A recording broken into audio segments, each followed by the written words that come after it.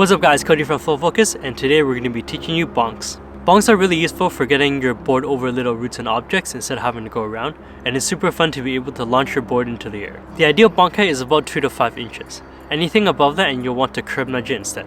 If you haven't seen our crib nudge tutorial, you can check it out right here, or it'll be linked down in the description below.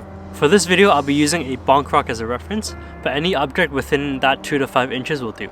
You'll want to try to find an object that is fixed to the ground or is heavy enough that it won't move around even if you don't hit it correctly.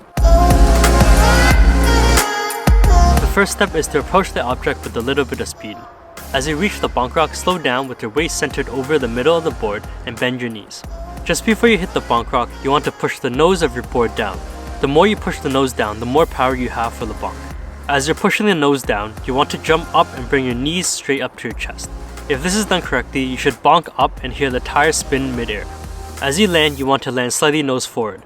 Because the tire is spinning in mid-air, as soon as you hit the ground, it will slam the tail back. So if you're leaning too far backwards, then your tail will hit the ground. Here's some common mistakes I always see new riders do when they try to learn the bonk. If your board is going up into the air but not getting enough power, you'll want to let your tail drop as much as possible right before the bonk. This will give you more leverage to be able to push your nose down. You want to push the nose down and this will torque the board into the bonk rock and bounce up. Make sure that you're pushing your board into the bonk rock and you're not just riding over it. If your board is not going up, then you'll also want to make sure that your knees are coming towards your chest. If your tail is slamming onto the ground when you land, then you want to land more nose heavy. If you just end up riding over the bonk rock, then you could either not be pushing the nose into the board enough, or you're pushing it from too far away.